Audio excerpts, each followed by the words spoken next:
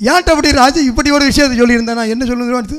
ஆமாம் ராஜா, நீங்கள் என்ன கல்பில் தெரியல, நான் இதோட பயங்கரமான காரியங்களை அங்கே செய்திருக்கேன், இங்கே செய்திருக்கேன், அதை அப்படி மறைச்சிருக்கேன், இப்படி மறைச்சிருக்கேன், அதெல்லாம் செய்கிறமே, அங்கே அப்படியா அப்படியா அப்படியா அப்படியா, நீங்கள் எப்படியோ நான் அப்படியே பேசிடுவேன். இவர் என்ன சொல்கிறார் பார்த்தீங்களா?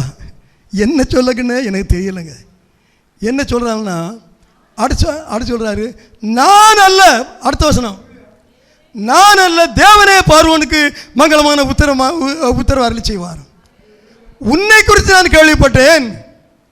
ராஜ் சொல்கிறாரு, இவன் சொல்கிறான், நான் அல்ல, தேவனே அருளி செய்வார். அல்லேலூயா. பிரசங்கத்தை முடிச்சிடலாமான்னு தோணுது. எவ்வளோ சுமந்துட்டு போகிறது? எனக்கெல்லாம் சுமக்க முடியாது சில வேலை. நீங்கள்லாம் எப்படி சுமக்கல தெரியல, எடுக்க வேண்டியதை எவ்வளோ சுமக்கல தெரியல. அல்லேலூயா. ராஜா சொல்கிறான், உன்னை குறித்து கேள்விப்பட்டாப்பா, நான் இல்லை, தேவனே, நான் அல்ல, தேவனே.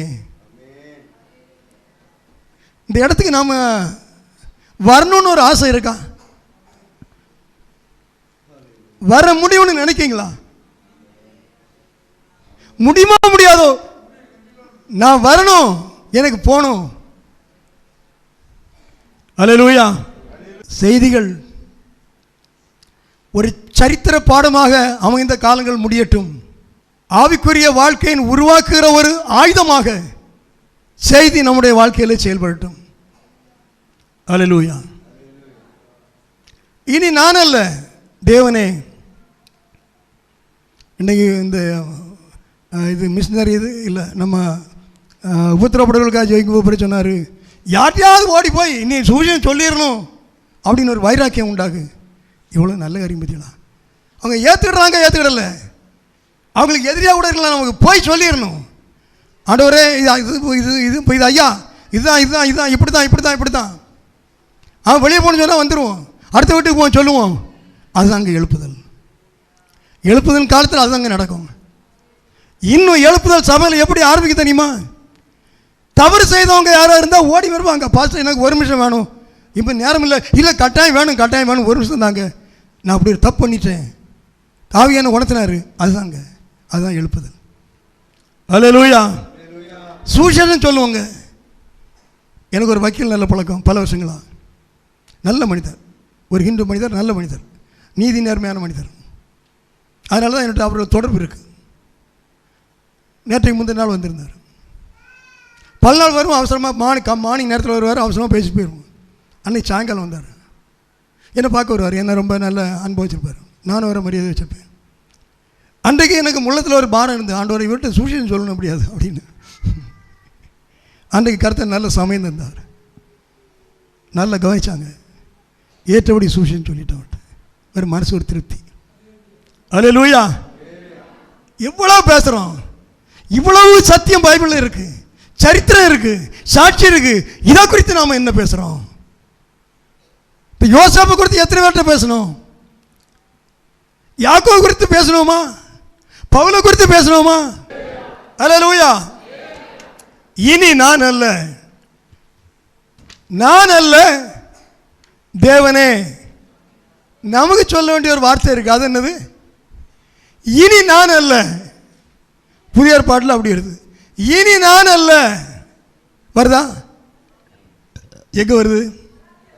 கலாத்தியர் 2:20 இல்லையா? ஆமாம், 2:20 வருது. கலாத்தியர் 2:20, கிறிஸ்துவுடனே கூட சிலுவையில் அறையப்பட்டேன், ஆயினும் பிழைத்திருக்கிறேன். இனி நான் அல்ல, கிறிஸ்துவே எனக்குள் பிழைத்திருக்கிறார்.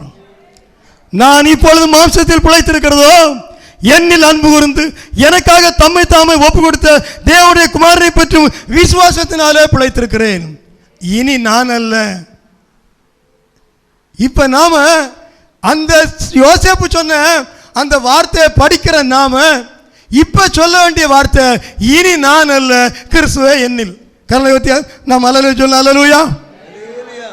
இனி நான் அல்ல, கிறிஸ்துவே என்னில். கர்த்தர் நம்மை சரியாய் நடத்துவாராக. அப்படி சொல்லுங்க.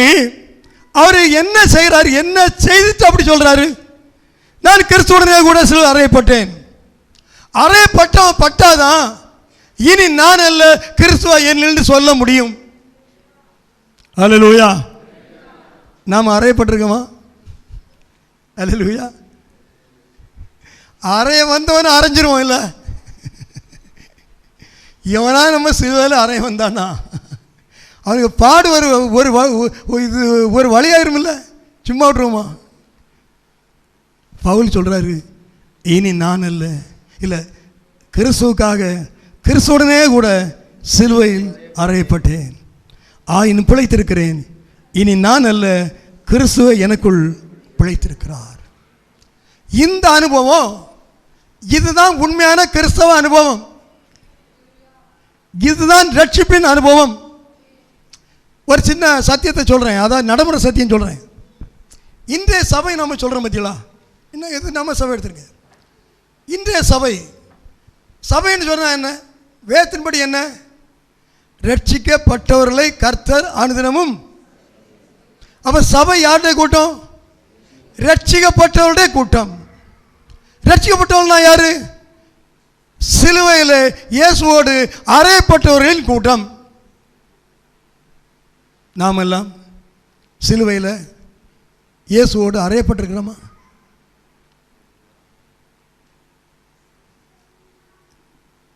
நாம் டிக்கெட் இல்லாமல் பஸ்ஸில் ஜேர்னி பண்ணுறது போல நம்ம கதை ஓடுதா?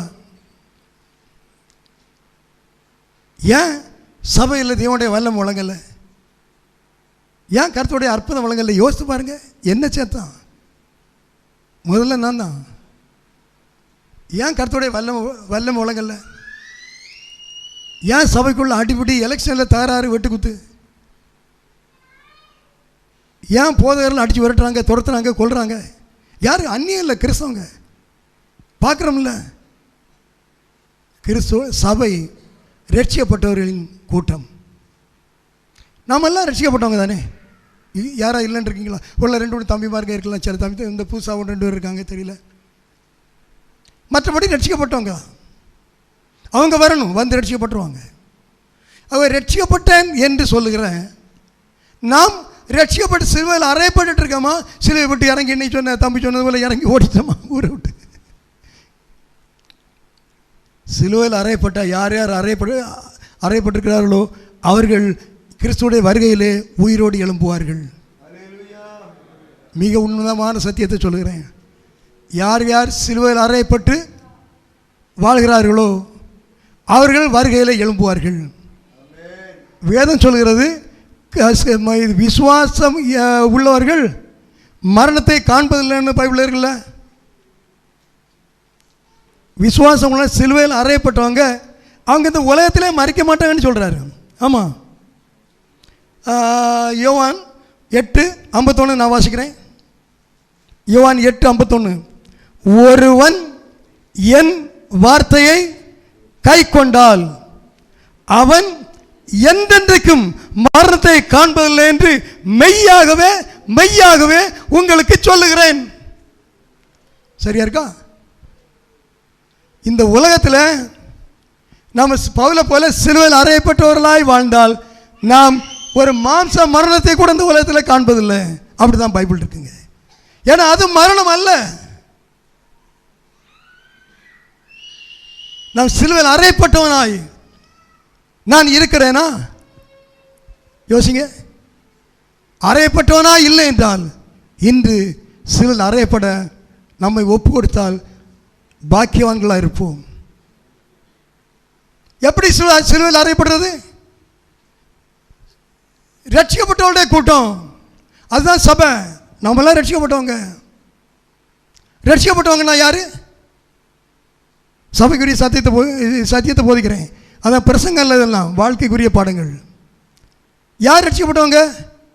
தன் பாவத்தை, பாவியாக வாழ்கிறோம், ஐயோ நாம் செய்து பாவம்னு திடீர்னு உணர்றோம், ஆவியானவர் உதவி செய்கிறாரு, தப்பு நான் செய்கிறதெல்லாம் தப்பு, அறிக்கையிடுறோம், மன்னிப்பு கேட்குறோம், இனி செய்ய மாட்டேன் ஆண்டவரை தீர்மானிக்கிறோம், பலம் தாங்க நடத்துங்கன்னு கேட்குறோம், ஆவியானவரை தந்து நடத்துகிறார். இதுதான் கிறிஸ்தவ வாழ்க்கை. அல்லேலூயா, அல்லேலூயா. அப்படிப்பட்டவருடைய கூட்டம் தான் சபை. நல்லா புரிஞ்சுடுங்க. அப்படிப்பட்டவருடைய கூட்டம் தான் சபை. அங்கே தான் கர்த்தர் வாசம் பண்ணுவார், அங்கே தான் அற்புதம் நடக்கும். அங்கே தான் வசனத்தை உறுதிப்படுத்த தேவனுடைய இது வல்லமை விளங்கும். நாம் எல்லாரும் எப்படி இருக்கிறோம்? அப்படி இருக்கிறோமா? நீங்களே யோசிச்சுடுங்க. நான் இப்போ ரொம்ப யோசிச்சுட்டு இருக்கேன். அல்லேலூயா. பாவம் செய்துட்டு ஆண்டவரே, நீங்கள் என்னைக்கா சபையில் நான் என் வாழ்க்கையில் பாவம் தெரியான்னு அறிக்கை செய்கிறீர்களா? சாட்சி சொல்லியிருக்கீங்களா? அந்த அனுபவம் எத்தனை பேருக்கு உண்டு? நான் ஒரு தவறு பண்ணிட்டேன், பாவம் செய்துட்டேன், இல்லை என் வாழ்க்கையில் ரொம்ப பாவம் செய்து ஆரம்பத்தில் ஒரு சாட்சி இருக்கா? அப்படின்னா நீங்கள் ரட்சிக்கப்படலைன்னு அர்த்தம். பாவத்தை அறிந்து உணர்ந்து அறிக்கை செய்யலைன்னா ரட்சிக்கப்படலை. ரட்சிக்கப்படாமல் ரட்சிக்கப்பட்டேன்னு நம்ம அபிஷேகத்தை பெற்றோன்னு சொல்லிட்டு இருக்கிறோம். அதுதான் உண்மை. ஜாக்கிரதை எடுத்துடுங்க. சரி, அப்போ நாங்களாம் எனக்கு அந்த அனுபவம் இல்லையே, ஆனால் நான் நல்லா தானே இருக்கிறேன். ரெண்டாவது பாயிண்ட் வரேன். ஒரு சில குடும்பங்களில் என் வாழ்க்கை எடுத்துக்கிட்டா நான் கிறிஸ்தவ குடும்பம் தான் ஆதியில், ஆனால் நான் கிறிஸ்தவனை வளரல. நீங்கள் புரியும்படி சொல்கிறேன். ஒரு நாள் நான் உணர்த்தப்பட்டேன். சர்ச்சைக்கெல்லாம் போய் ஆனால் கிறிஸ்தவனை வாழலை. எனக்கு உலகம்தான் நியாயமாக தெரிஞ்சுது. ஆனால் ஒரு நாள் ஒரு குறிப்பிட்ட சூழ்நிலையில் நீ பாவின்னு உள்ளதை கர்த்தர் உணர்த்தினாரு. நீ எனக்கு பிரியமாக நடக்கலைன்னு உணர்த்தினாரு. நீ ஒரு பாதை தப்புன்னு உணர்த்தினாரு. அன்றைக்கு சொன்ன ஆண்டவரே நான் பாவி தான், என்னை மன்னிச்சிருங்கப்பா. அதுதான் நான் முதல்ல சொன்னது. பாவத்தை உணர்ந்து அறிக்கையிட்டு விட்டு விடுவது. அப்படி நாம் சபைக்கு வந்திருக்கணும். அல்லது எப்படி வந்திருக்கணும் தெரியுமா? வளர்ப்பில் கிறிஸ்தவனாகலாம். ஒரு கிறிஸ்தவ பெற்றோர் தாங்கள் கிறிஸ்தவர்களாக வாழ்ந்து அவர்கள் முன்மாதிரியாக இருந்தால் அவர்கள் பிள்ளைகள் ரட்சிப்பின் வாழ்க்கையிலே அவர்கள் படிப்படியாய் கடந்து வருவார்கள். புரியுதா? லோவிசாலுக்குள்ள விசுவாசம் தாய் பாட்டி எல்லாம் தீமோத்தேயுவிடம் வந்துடும். ஆனால் சின்ன பிராயத்திலே கர்த்தருக்குள் அவன் வளர்கிறான். எப்படி சாமுவேல் அங்கே ஆசானுடைய வீட்டில் வளர்ந்து அவன் எழும்பினானோ அது போன்ற ஒரு வாழ்க்கை ஆவிக்குரிய வாழ்க்கையில் அவர்கள் பெற்றோர் நடத்துகிறார்கள். நீங்கள் பிள்ளைகளை உங்கள் பெற்றோர் உங்களை அப்படி நடத்துனாங்களா? இல்லை நீங்கள் உங்கள் பிள்ளைகளை நடத்துறீங்களா? எனக்கு தெரியாது. நான் சொல்வது ஏற்றுக்கொள்வீங்களோ ஏற்றுக்கொள்ள மாட்டீங்களோ, இது சரின்னு ஒத்துக்கிறீங்களா? அல்லேலூயா. ஜெபம் பண்ணுங்க. மூன்றாவது இன்னொரு விதம் இருக்குது. அதெல்லாம் இப்போ சொல்லுங்க. இந்த ரெண்டு தான் நமக்கு தேவை. நாம் நம்முடைய மன மாற்றத்தில் நான் தப்பு பண்ணிட்டேன், பாவம் செய்துட்டேன், அந்த அனுபவத்தில் இல்லாமல் நீங்கள் ஞானஸ்நானம் பெற்று கம்யூனி எடுத்தாலும் அது இன்னும் தவறு. அந்த அனுபவத்தை இங்கே கடந்து வாங்க. இல்லைன்னா நாம் கிறிஸ்துவை மைமேனப்படுத்துகிறவர்களாக இருப்போம் என்று வேதம் சொல்கிறது. அப்படிப்பட்டோடைய கூட்டம் தான் சபை. நம்ம சபை எப்படிப்பட்டோடைய கூட்டமாக இருக்கிறது யோசிச்சு பாருங்க. ஒரு சில நல்ல நபர்கள் நம்மள இது பப்ளியில் உள்ளவங்க இந்த நம்ம இது மற்ற பொதுவாக சபையில் உள்ள எலெக்ஷனில் நடக்கிற சில இதெல்லாம் சொல்லி என்கிட்ட வருத்தப்பட்டாங்க. அவர் என்ன சொன்னார்னா, ஒரு மனிதன் பாஸ்டர் எல்லாம் சரி தான், ஆனால் கிறிஸ்தவத்துக்குள்ளே எப்படி நடக்குன்னா எங்களுக்கு கொஞ்சம் கஷ்டமாக தான் இருக்குன்னு ஒரு ஹிந்து மனுஷன் சொன்னாருங்க. ஆமாம், கிறிஸ்தவத்துக்குள்ளே இப்படியெல்லாம் நடக்குன்னா எங்களுக்கே கொஞ்சம் கஷ்டமாக தான் இருக்குது. பார்த்தீங்களா? அதுதான் இயேசுவா சொன்னார். ஆண்டு சொல்லிட்டாரு, என் நிமித்தம் உங்கள் நாமம் பிரஜாதிகள் மத்தியிலும் தூஷிக்கப்படுகிறதே. அல்லேலூயா. நம்மை வஞ்சித்து கொண்டிருக்கிறோமோ இல்லை நம்மை உயிர்ப்பித்து கொண்டிருக்கிறோமோ? உயிர்ப்பிக்கிறவர்களாய் காணப்பட கர்த்தர் நமக்கு உதவி செய்வாராக. அல்லேலூயா, அல்லேலூயா.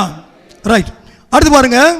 அப்போ இந்த இது ஆவிக்குரிய ஜீவியத்தின் மிக முக்கியமான ஆனால் ஆபத்தான ஆனால் ஜெயிக்க வேண்டிய ஒரு இடம் உண்டு. அதுதான் இது என்ன? சிலுவையில் அறையப்படுதல். கொஞ்சம் ஆபத்து மாதிரி தோணும், மிக முக்கியமானது. ஆபத்தாக இருக்குமோ? இல்லை, நீ அதை ஜெயிக்க வேண்டியது. நீ சிலுவையில் அறையப்பட வேண்டும்.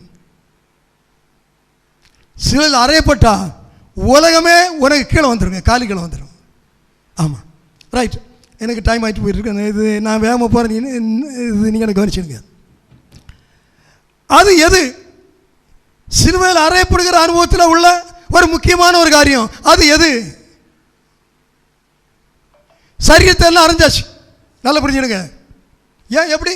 நான் முன்னால் வித்தியாசமாக நடப்பேன், இப்போ ரட்சிக்கப்பட்டேன், சிலுவையில் அறையப்பட்டேன், என் மீசை எடுத்துட்டேன், வெள்ளையும் தான் போடுவேன், என் ஜுவல்ஸை கழத்திட்டேன், கமந்து தான் போவேன், யாரையும் நான் ஒன்றும் பண்ண மாட்டேன். முன்ன நான் என்ன இது இது இது இது லிக்கரெல்லாம் குடிப்பேன், இப்போ குடிக்க மாட்டேன். முன்ன கோயிலுக்கு போட்டேன், இப்போ கோயிலுக்கு போவேன். சிலுவையில் அறையப்பட்டேன். அது போதாது என்று வேதம் சொல்கிறது. அது போதாது என்று வேதம் சொல்கிறது. அது போதாது என்று வேதம் சொல்கிறது. அதை நான் உங்களுக்கு சொல்கிறேன். அல்லேலூயா, அல்லேலூயா.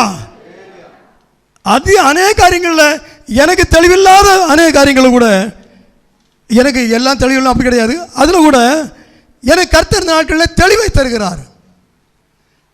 ரட்சிக்கப்பட்டத்தில் இருந்து அதிலிருந்தே வாசித்த வசனங்களில் உள்ள சில ஆழங்களை கூட அறியாதிருந்த காலங்கள் உண்டு. இப்பொழுது அவர் சுட்டி காட்டுகிறார். நான் சில வசனங்களை சுட்டி காட்டினா உங்களுக்கு சில சங்கடமாக இருக்கலாம். அதனால் ஆவியான எனக்கு சுட்டி காட்டினால் நான் சந்தோஷப்படுகிறேன். அல்லேலூயா, அல்லேலூயா. ஆவிக்குரியவர்கள் ஆவியானவர் சொல்லும்போது சந்தோஷப்படுவார்கள். மாம்சத்துக்குரியவர்கள் ஆவியானவர் சொல்லும்போது துக்கப்படுவார்கள். நீங்கள் எப்படி இருக்கீங்க? நீங்களே நிதானிச்சுடுங்க. அல்லேலூயா, அல்லேலூயா. வாசிங்க.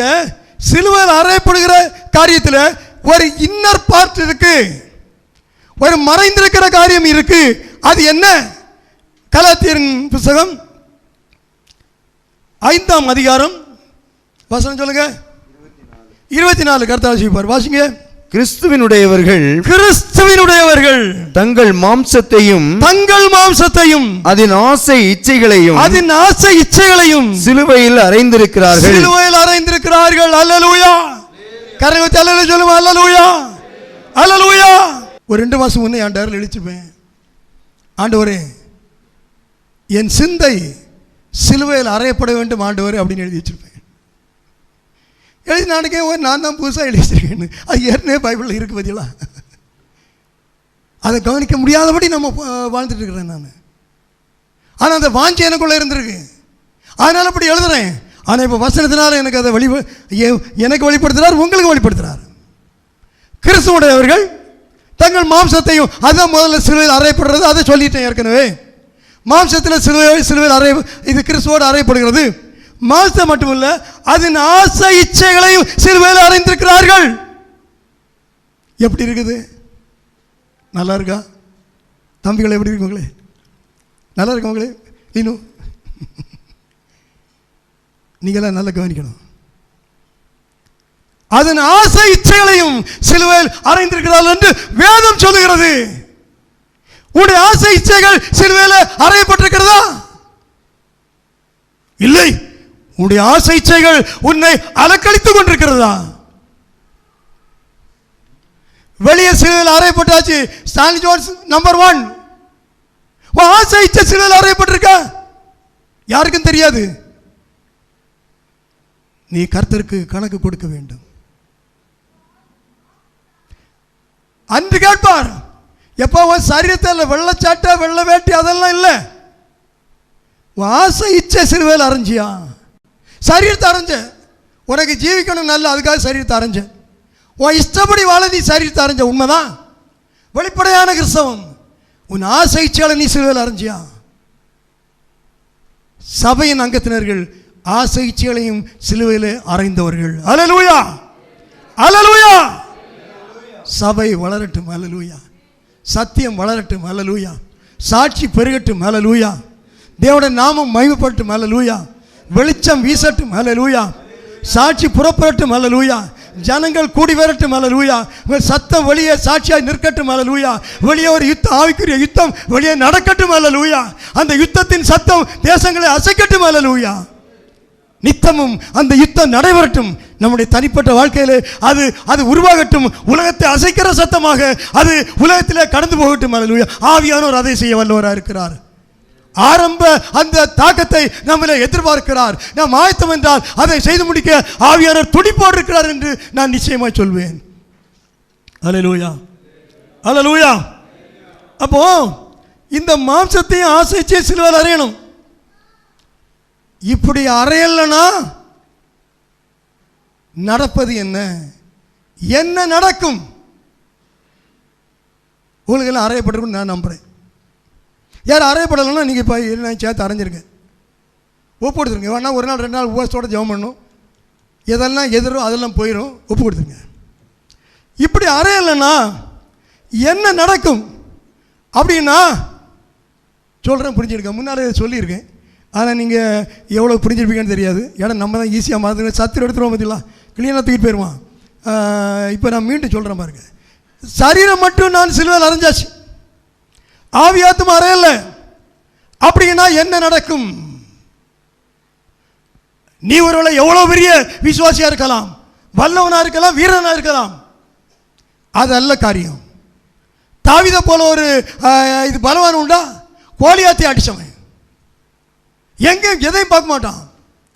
என் தேவனுடைய நாமத்தினாலே இவனை என்ன சங்காரம் பண்ணுமே, நாய் போல அடிச்சுவேன்னு சொல்லுவான். அவ்வளோ வைராக்கியம் தாவீது. உம்மாலே ஒரு சேனைக்குள் பாய்வேன், உம்மாலே ஒரு மதிலை தாண்டுவேன். சேனை என்ன மதில் என்ன, அடி பறந்து போவேன், கரண் அடிச்சு போவேன் நான் அப்படி சொல்றாரு. சரிதானே? அவருக்கு இன்னொரு புறம் என்ன சொல்றாரு தெரியுமா?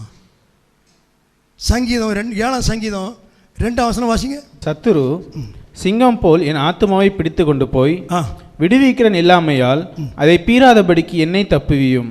பார்த்தீங்களா? தாவீது சொல்றாரு சவுல்கிட்ட, ஒருக்கா சிங்கத்தை கொனே, ஒருக்கா காட்டிய கொனே, எல்லாத்தையும் தூக்கி கிழிச்சு அடிச்சிட்டேன்னு. இங்க சொல்றாரு, சிங்கம் என்னை பிடித்து அல்ல, யாரை பிடித்து? என் ஆத்மாவை பிடித்து.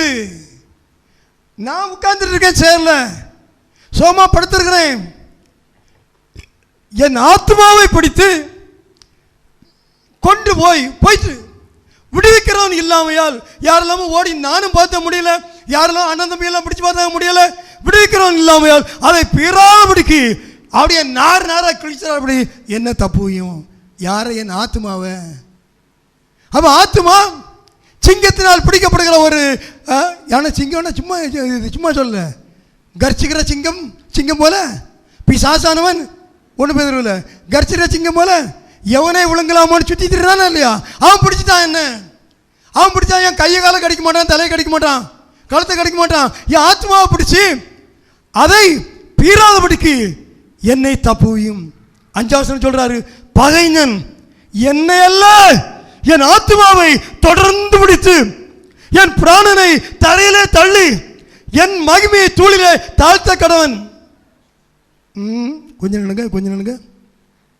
இல்லை, இது இன்னொரு இது. அதாவது அந்த தப்பு வந்தால் என்ன நடக்கும்னு சொல்கிறாரு. அதாவது இவன் தீமை செய்தது, நான் எங்கேயாவது தப்பு செய்தேன்னா என்கிட்ட நியாயக்காரர் இருந்தால் சத்துரு சிங்கம் போல என்ன பிடிச்சி என்ன தாக்கட்டும். அப்படின்னா நம்ம பாவம் செய்துட்டோம்னா, தப்பு செய்துட்டோம்னா சத்துரு இதை போல தாத்துருவான். சிங்கம் போல பிடிச்சி தரையோடு தள்ளி மிதித்து எல்லாம் பண்ணிடுவான். இன்னும் ஏராளமான இது வசனம் இருக்கு. சாத்தான் சத்துரு என்னை பிடிச்சிட்டு போய் என்னை இருட்டில் வைக்கிறான், என்ன கீழே போடுறான், தள்ளுலாம் கொள்றான், ஏராளம் சொல்றாரு. ஏன் சொல்றாரு புரிஞ்சுடுங்க. தாவீது சரீரத்தை தொடல, அந்த காட்டுக்குள்ளே துரத்தினா சவுல், தொட முடியல. ஆனா இப்ப அரண்மனையில் இருக்கிறாரு.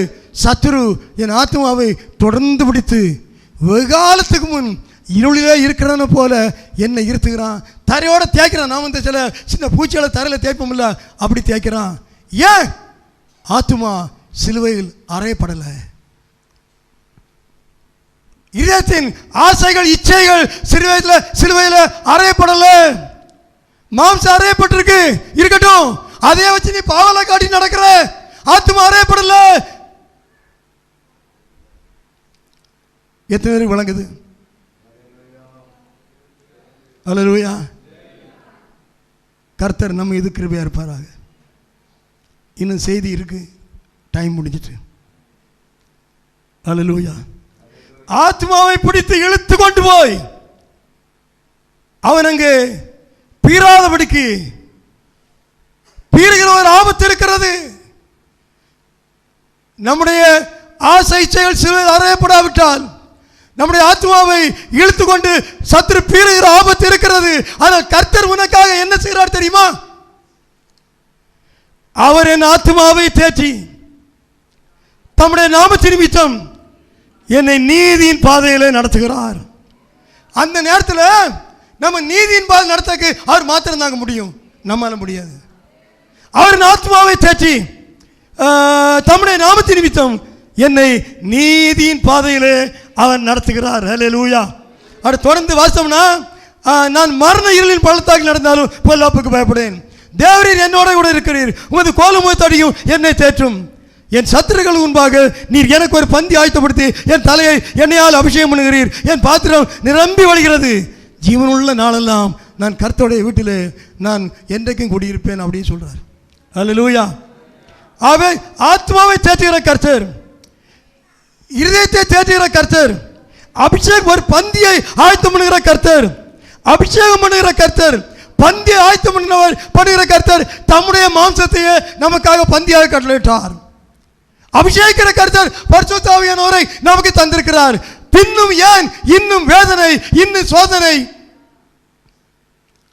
ஏன் கர்த்தருடைய வார்த்தைகளை நம்பி கர்த்தருடைய சமூகத்திலே அமர்ந்து அவருடைய வார்த்தையை பற்றி கொண்டு ஏன் நாம் ஜெயிக்கிறவர்களாய் நம்முடைய வாழ்க்கையில் காணப்படக்கூடாது? அல்லேலூயா, அல்லேலூயா. இந்த எனக்கு ஒரு பந்தியை ஆயத்தப்படுத்துகிறார். பந்தி, அதாவது லூக்கா 22 அதிகாரத்தில் நான் இப்போ கர்த்தருடைய பந்திக்கு வந்துடுறேன். கர்த்தருடைய பந்தியை குறித்து அங்கே ஒரு காரியம் சொல்லுவார். ஏசப்பா ஏற்படுத்தின பந்தி அது அந்த 5000 பேர் 10,000 பேரை போஷித்து அந்த பந்தியெல்லாம் இல்லை. அல்லது வேற எங்கே அந்த ஒரு இது கல்யாணம் வீட்டுக்கு போயிருந்தார் அந்த பந்தி இல்லை. சீமோன் வீட்டு பந்தி அல்ல. அவர் ஆயத்தப்படுத்தின பந்தி என்னென்னா அவருடைய சரீரத்தை நான் கொடுத்தார். அதுதான் பந்தி. 22 அதிகாரம் அந்த கர்த்தருடைய பந்தி டைமில் ஏசப்பாக்கு சொல்கிறார், நான் வேகமாக போகிறேன், நீங்கள் நீ சரியாக புரிஞ்சுடுங்க. அந்த பந்தி அந்த கடைசி பந்தி ராப்போஜனம் அது சொல்கிறாரு. அப்பொழுது லூக்கா 22:15 அப்பொழுது அவர் அவர்களை நோக்கி, நான் பாடுபடுவதற்கு முன்னே உங்களுடனே கூட இந்த பஸ்காவை புசிக்க மிகவும் ஆசையாக இருந்தேன். அல்லேலூயா. தன்னுடைய சரீரத்தை நமக்கு கொடுக்கிறாரு. மிகவும் ஆசையாக இருந்தேன். ஒரு மனிதன் தனக்குள்ள சொத்துக்களை எல்லாம் ஒரு ஒரு ஏழைக்கு, அதான் ஏதோ ஒரு நல்ல காரியத்துக்கு கொடுத்தான்னா அவன் எவ்வளோ சந்தோஷமாக கொடுப்பானா? இவர் சரீரத்தையே ஜீவனை கொடுக்கிறாரு. உங்களுக்காக தாரேன், உங்களுக்கு சாப்பாடு, உலகத்தில் உங்களுக்கு சாப்பாடு உண்டு, இது பரலோகத்துக்கு நீங்கள் வரணும், ஜீவனுக்கு எடுத்த சாப்பாடு. ஒரு பந்தி ஆயத்தப்படுத்துகிறேன். ஏன் இதுக்குன்னா ஆசையாக இருந்தேன், மிகவும் ஆசையாக இருந்தேன், இதை புசிக்க மிகவும் ஆசையாக இருந்தேன். ஏன்னா நீங்கள் மேலே வந்துடுவீங்க, இதை புசிக்கலைன்னா மேலே வரமாட்டீங்க. அதான் சொன்னார், இந்த பந்தியில் பங்கு இல்லாதவன் பரலோகத்தில் பங்கு இல்லைன்னு சொல்லிட்டாரு இல்லையா? மிகவும் ஆசையாக இருந்தேன். அடுத்து சொல்கிறாரு, தேவனுடைய ராஜ்யத்தில் இது நிறைவேறும் அளவும் நான் இனி இதை புசிப்பதில்லை என்று உங்களுக்கு சொல்லுகிறேன். தேவனுடைய ராஜ்யத்திலையும் பந்தி இருக்குங்க. கர்த்தருடைய பந்தி ஆயத்தப்படுத்திட்டு போயிருக்காரு. Starting point.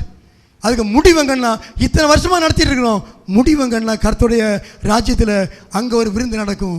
அவரோடு கூட நாம் அங்கே விருந்தை கர்த்தர் ஆயத்தம் பண்ண விருந்தை நாம் அறிந்து ஆயத்தமாக இருக்க வேண்டும். அல்லேலூயா. அவரோடு கூட நாம் பந்தி இருக்கும்படி, பரலோகத்தில் பந்தி இருக்கும்படி பூலோகத்தில் அது தன்னையே ஒப்பு கொடுத்தார். அதுதான் சிலுவை மரணம். அதில் நமக்கு பங்கு உண்டு. அதுதான் கர்த்தருடைய பந்தி. என் மாம்சம் என்னுடைய ரத்தம். சிலுவை மரணத்தின் பாதையில் பங்கில்லாதவன் உண்மை கிறிஸ்தவன் அல்ல. பாடுகளை பற்றி இன்னைக்கு எடுக்க முடியல. பாடு இல்லாட்டி இல்லைங்க. இவ்விதமாய் அநேக உபத்திரங்களோடாய் நீங்க தேவனுடைய ராஜ்யத்துக்கு வரணும். அல்லேலூயா. கர்த்தர் நல்லவர். ஆவியனோடு தான் உங்களோட பேசணும். என்னுடைய வார்த்தைகள் ஒன்றும் இல்லை. செய்தியை புரிஞ்சிருப்பேன்னு நான் நம்புகிறேன். உலகத்தில் உங்களுக்கு உபத்திரம் உண்டு, ஆனால் திடன் கொள்ளுங்கள், நான் உலகத்தை ஜெயித்தேன். உனக்கு உருவாக்கப்படும் எந்த ஆயுதமும் வாக்காதே போகும். பாடுகளின் ஆயுதம், பாவத்தின் ஆயுதம், அடுத்த ஒரு நீதியின் ஆயுதம் இருக்கு. யோசேப்பு வாழ்க்கையில் நீதியின் ஆயுதம் என்ன? ராஜா கூப்பிட்டான், அழைத்து வா யோசேப்ப, உட்காத்து சிம்மாசனத்தில். அவனுக்கு ஒரு வார்த்தை இல்லாமல் யாரும் விரல் ஆட்டக்கூடாது. நீதியின் ஆயுதம். ராஜா ஓடுறான், அக்கினி சூளைக்க வாசல் நிற்கிறான், சாத்ராக் மேஷாக்கே வெளியே வா. நீதியின் ஆயுதம் தேவன் ஏற்ற வேளை வெளிப்படுத்துவார். தானியேலே வெளியே வா. தேவனுடைய நீதியின் ஆயுதம் ஏற்ற காலங்கள் வெளிப்படும். தானியேல் மேல குற்றச்சாட்டு உள்ள போடு, தானியேல் குடும்பமா போடு. நீதியின் ஆயுதம்.